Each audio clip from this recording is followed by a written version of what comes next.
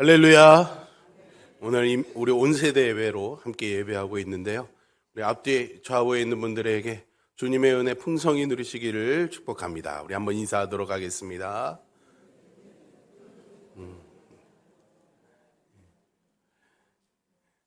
오늘은 우리가 온 세대 예배로 예배를 드리지만 또 교회 절기로는 대림절이기도 합니다. 대림절의 가장 중요한 핵심 단어는 기다림입니다. 2000년 전에 예수님께서 이 땅에 오셨던 것을 기억하면서 우리를 완전히 구원하시기 위해서 다시 오실 그 주님을 기다리는 기다림의 소망을 우리가 마음에 새기면서 성탄절을 앞둔 4번의 주일 동안 우리가 이 대림절의 절기를 지내게 되죠. 연말이라는 시간과 맞물려서 주님이 오시는 새로운 시간에 대한 소망을 가지는 우리 모두가 되는 이 대림절의 은혜가 풍성하기를 소망합니다. 오늘은 그 대림절을 보내면서 우리가 어떤 신앙의 본분, 어떤 신앙의 마음을 가져야 되는가 한번 말씀을 통해 은혜를 나눠보려고 합니다. 놀이동산 같은데 부모님들이 아이들을 데리고 이렇게 가실 때가 많죠. 부모님들이 아이들을 이런 놀이동산에 데리고 가면 아이들이 거기서 재밌게 놀아야 기분이 좋습니다. 기껏 놀이동산에 데려왔는데 벤치 한 구석에 앉아가지고 울고만 있으면은 또 아무것도 하지 않으려면은 얼마나 속상할까요? 재밌게 노는 다른 아이들의 모습을 구경만 하고 있으면은 아마 부모님의 마음이 답답할 겁니다. 하나님의 마음도 이와 같습니다. 구속의 은혜를 입은 하나님의 자녀들이 하나님 안에서 충만한 삶을 누리면서 즐거워하는 모습을 보기를 우리 아버지 하나님은 원하시죠. 만약 성도들이 이 충만한 삶을 누리지 못하면은 또 기쁨이 없는 신앙생활을 하거나 의무감 때문에 부담스러운 신앙생활을 한다면은 하나님 보시기에 그 마음이 얼마나 답답하겠습니까? 하나님의 마음을 알고 있던 바울은요, 에베소 교회와 성도들이 하나님의 은혜 안에서 이 충만한 삶을 살 수 있도록 간절히 하나님께 중보 기도를 합니다. 에베소서는요, 바울이 로마 감옥 안에 있을 때 쓴 편지입니다. 그러니 감옥이라는 그런 극한의 상황 속에서 자신이 어떻게든 재판을 받아서 무죄를 선고받거나 석방되는 것이 시급한 일임에도 불구하고 그것을 먼저 구하지 않습니다. 대신 그는 성도들의 영적 풍성함을 위해서 무릎을 꿇고 기도하죠. 누구보다 더 기도가 필요하고 가장 열악한 상황에 있던 바울인데 바울은 오히려 교회와 성도들의 충만한 삶, 풍성한 은혜를 위해서 기도하고 있습니다. 이 기도에서 에베소 교회의 성도들을 향한 바울의 간절한 바람과 하나님 아버지의 마음을 우리가 알 수 있는 것이죠. 그러면 바울이 에베소 교회와 성도들을 위해서 한 기도의 내용은 무엇일까요? 먼저 바울이 하나님께 드린 간절한 중보 기도의 내용의 첫 번째는요, 속사람을 강건케 하옵소서입니다. 한번 따라해 보세요. 속사람을 강건케 하옵소서. 우리 16절의 말씀 같이 한번 읽어보겠습니다. 그의 영광의 풍성함을 따라 그의 성령으로 말미암아 너희 속사람을 능력으로 강건하게 하시오며 아멘. 성경은요, 우리에게 속사람과 겉사람이 있다고 말하고 있습니다. 겉사람은 누가 보아도 어떤 우리의 육체나 또 외부적인 그런 환경을 의미한다는 것을 알 수 있습니다. 누구도 이 겉사람의 쇠약함이나 어려움을 피해갈 수가 없지요. 음악의 아버지라고 불리는 사람이 있습니다. 우리 청소년들은 학교에서 배워서 알 것 같은데요. 음악의 아버지 누구일까요? 예? 맞습니다. 요한 세바스찬 바흐라는 인물입니다. 바흐의 삶은요, 굉장히 음악으로는 유명해졌지만 실제 그의 삶은 불우했습니다. 9살 때 어머니가 돌아가시고요, 10살 때는 아버지마저 돌아가십니다. 그래서 형 크리스토프에 맡겨져서 자라나게 되죠. 결혼한 이후에 사랑하는 아내도 13년 만에 세상을 떠나게 됩니다. 많은 자녀들을 낳았는데요, 그 자녀들 중에 절반은 어린 나이에 세상을 다 떠나게 됩니다. 그의 말년에는 2번의 눈 수술을 하고 난 이후에 완전히 시력을 잃어버리게 됩니다.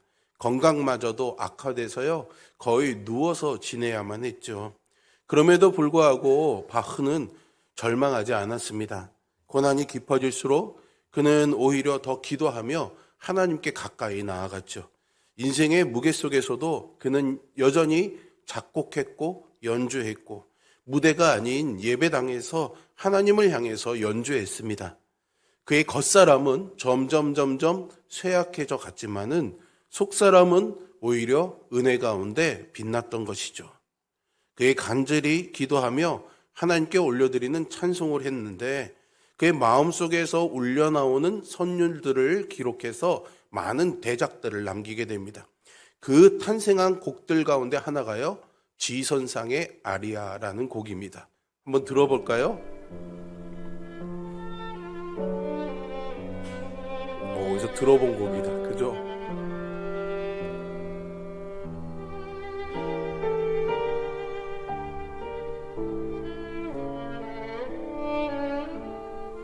이 곡은요, 단순한 선율 가운데서도 하늘의 평화가 흐르고 있고 들으면은 마음 깊은 곳에서 위로가 솟아나는 것을 우리가 느낄 수 있습니다. 바흐는 늘 이렇게 하나님을 향한 마음을 가지고 작곡을 한 이후에 악보에 꼭 글자를 하나 남겼다고 합니다. 3글자를 남겼는데요, S, D, G라는 글자를 남겼다고 합니다. 이것이 Soli Deo Gloria라는 말로요, 오직 하나님께 영광을 이라는 말이죠. 바흐는 자신이 음악을 만드는 목적이 단지 개인적인 그런 성취, 명예, 업적이 아니라 하나님께 바치는 찬양이다라는 믿음을 가지고 있었습니다.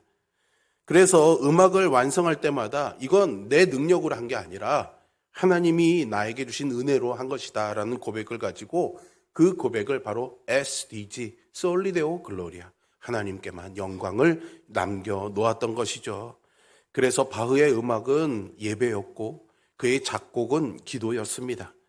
그래서 이 바흐의 음악을 듣고 있으면 어떤 곡이든 절제된 열정과 진심이 느껴지는 것 같습니다. 바흐의 음악은 육신의 쇠약함을 넘어선 성령 안에서 속사람이 강건해진 고백이었다 말할 수가 있는 것이죠. 사도 바울은 지금 로마 감옥에 있습니다. 언제 사형이 선고될지 모르면서 재판을 기다리고 있지요. 그런데 그는 겉사람, 자신의 그런 육체적인 안위 대신에 성도들의 속사람을 위해서 기도하고 있습니다. 왜냐하면 속사람은 우리 인생의 통제센터가 되기 때문입니다. 속사람이 강건하면 겉사람이 감옥에 있어도요, 평안할 수 있습니다. 속사람이 강건하면 세상의 유혹과 두려움도 넉넉히 이길 수 있습니다. 고린도후서 4장 16절부터 18절에서 바울은 이렇게 말합니다. 그러므로 우리는 낙심하지 않습니다. 우리의 겉사람은 낡아가나 우리의 속사람은 날로 새로워집니다. 지금 우리가 겪는 일시적인 가벼운 고난은 비교할 수 없을 정도로 영원하고 크나큰 영광을 우리에게 이루어 줍니다. 우리는 보이는 것을 바라보는 것이 아니라 보이지 않는 것을 바라봅니다. 보이는 것은 잠깐이지만 보이지 않는 것은 영원하기 때문입니다. 아멘. 여러분, 영원한 것이 진짜가 아닐까요? 사라지는 것은 실제가 아닙니다. 그건 안개와 같고 연기와도 같습니다.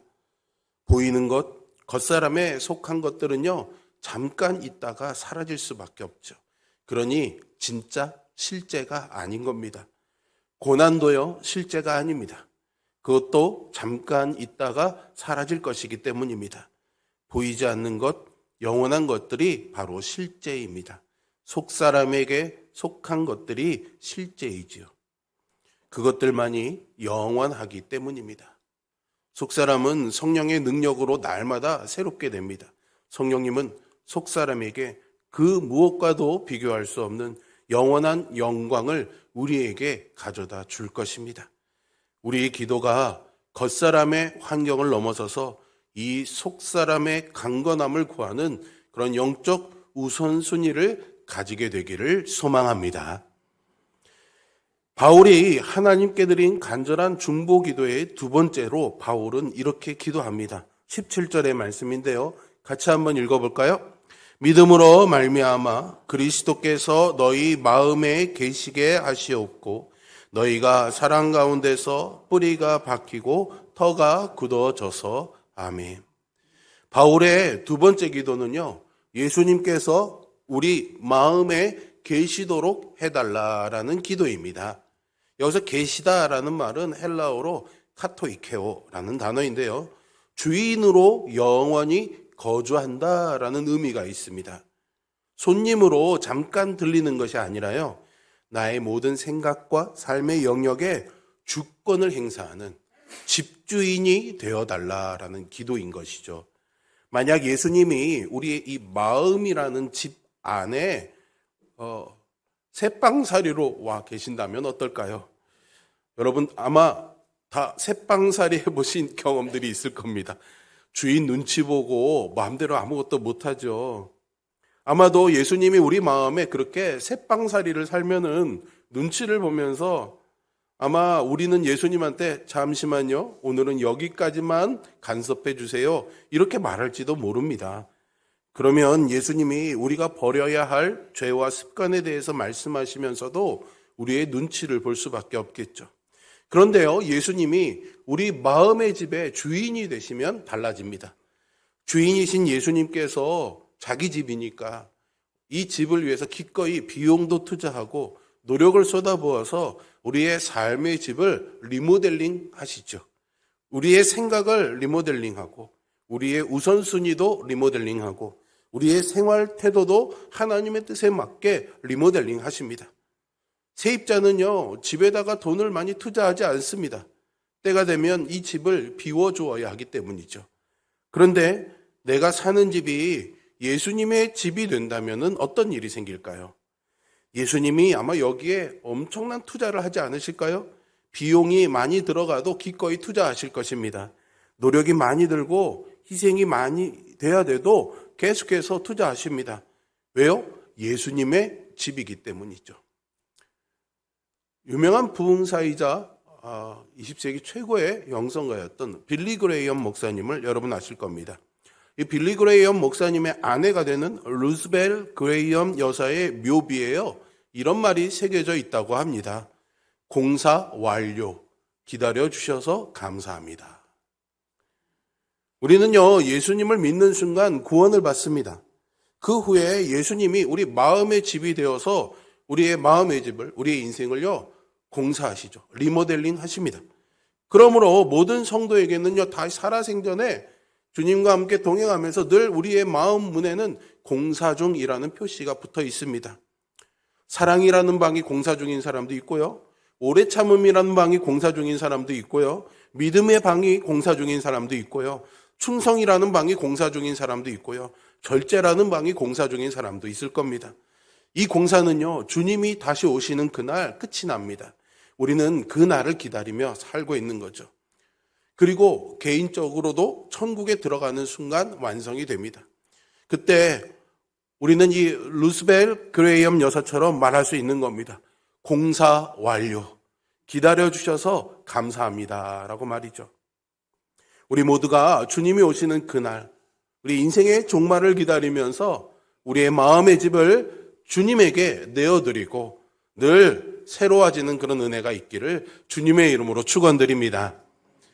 바울의 세 번째 기도는요, 우리가 그리스도의 사랑을 깨달아 하나님의 모든 충만하신 것으로 충만해지는 것입니다.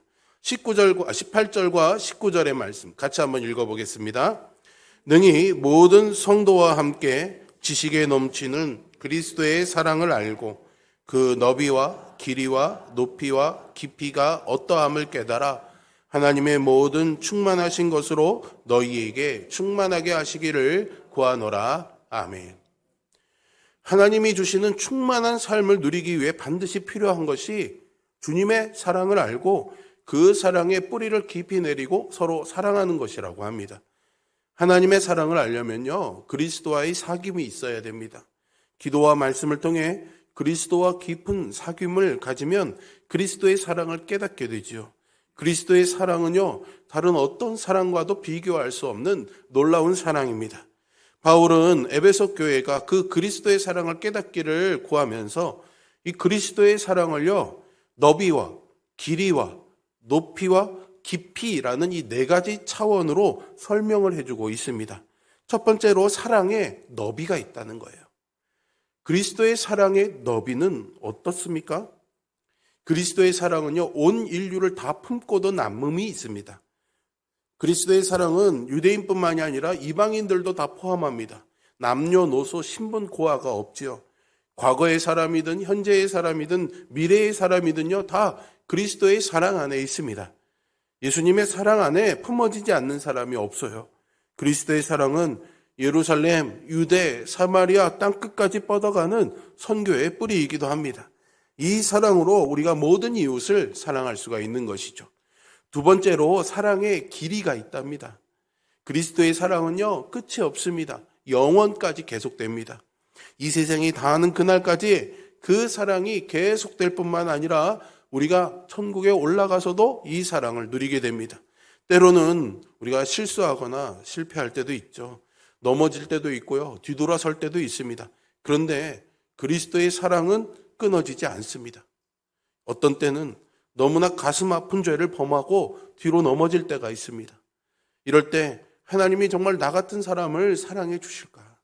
이렇게 더러운 죄인, 용서를 빌었는데도 늘 죄를 범하는 이 못난 죄인을 하나님이 정말 사랑해 주실까 낭망할 때가 있죠. 하지만 우리가 어떤 죄를 저질러서 하나님께 나올 힘조차 없을 때에도 그 사랑은 절대로 끊어지지 않습니다. 로마서 8장 35절 이하에서는 우리가 이것을 확인할 수가 있는데요. 누가 우리를 그리스도의 사랑에서 끊으리요? 내가 확신하노니 사망이나 생명이나 천사들이나 권세자들이나 현재일이나 장래일이나 능력이나 높음이나 깊음이나 다른 어떤 피조물이라도 우리를 우리 주 그리스도 예수 안에 있는 하나님의 사랑에서 끊을 수 없느니라. 아멘.